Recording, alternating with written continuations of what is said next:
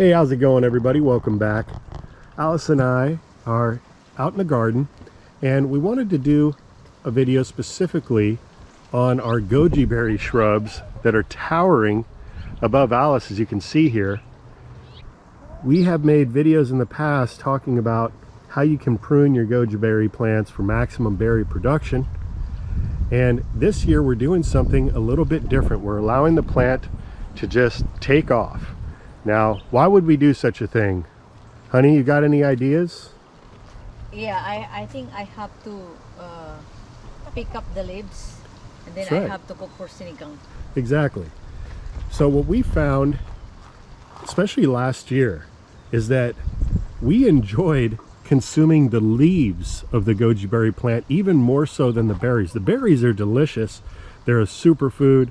They're wonderful to eat fresh out of hand and include into your dishes, your smoothies, your soups. But the leaves, they're so abundant and they're delicious. They're perfect for soup bases. You can make teas out of it. Again, add them into your smoothies. And they're high in nutrition. They're actually higher in many of the different components and nutritional value than the berries themselves. So let's talk a moment about the goji berry leaves and the nutritional content locked within. There is over 20 amino acids in the goji berry leaves. It's chock full of trace minerals, vitamins, polyphenols, polysaccharides, and it's high in antioxidants. Now, this particular species of goji berry, because there's several, is known as Lycium barbarum. So you're going to want to cross-reference whatever species it is that you're growing before harvesting and consuming the leaves. This one is a soft branches, you know. So that's new growth, which is actually the best to harvest from. The newest growth has not yet become woody. You can actually take the whole tips and throw those into your dishes. Now, what I prefer to do, why don't you show them how we harvest the leaves, honey?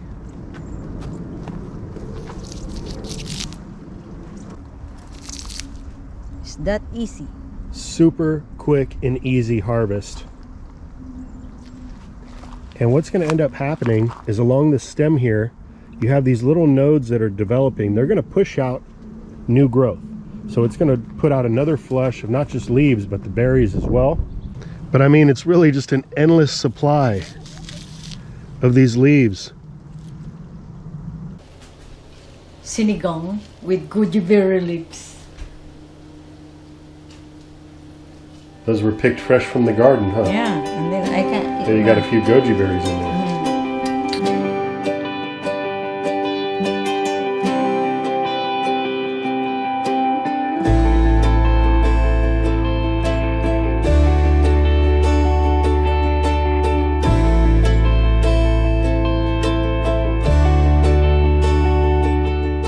So what I did is I set up a cattle panel here as an arch in the garden to grow the goji berries up over the top, and then they'll drape down over this side.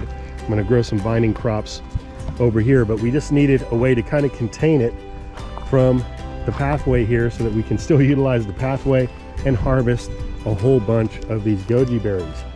Now, the thing about the goji berry that may stop some folks from even trying to grow it is it has a reputation of being an invasive plant. Now, in our experience, I'll say this: the plant has been very easy to control. I haven't had volunteers pop up anywhere else in the garden. So birds that are maybe eating some of the berries and pooping throughout the garden, there's no goji berries popping up. The only thing we have to deal with are runners that come from the base of the plant. They'll usually come about 4 or 5 feet away from the base of the plant. Here's one popping up over here. And when they're this size, you know, about a foot, foot and a half tall, you can easily just pull it right out. And if you want to, you can stick this in some potting mix, some sand, just put it somewhere else in the garden and grow a whole new plant. It'll root very easily. In fact, you can see there's some viable roots that pulled up along with the plant there. So really not an issue. In my opinion, it falls more into the category of being a resilient plant, meaning it's something that is really low maintenance. It grows very easily. They are quite drought tolerant. They can handle quite a bit of moisture as well. They don't require fertilization to grow in abundance. Although just with other resilient style plants, if you do give it proper care, a nice balanced amount of moisture and nutrients, you're going to get an even more abundant harvest. Another unexpected thing that we really ended up enjoying about the goji berry plant is how it grows up as a privacy hedge. It really creates a nice area of the garden, offering quite a bit of privacy. There's actually a greenhouse right behind these goji berry plants that you can't even see. I'll show you. There it is. And there's a building over there as well. Everything is being blocked out and kept natural looking for our pleasure with the goji berry shrubs. So Alice and I have put together several videos focusing on the goji berry plant. We've shared with you some of our recipe ideas. We've shared with you some of our harvest videos, different ways to prune for berry production. If you're interested in learning more about goji berries and how to grow them at home, then check the links down below.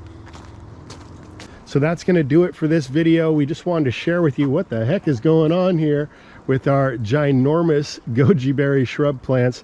These are now, I believe, about 9 years old, although you could expect your goji berry plants to grow to this size without pruning in about 3 to 4 years.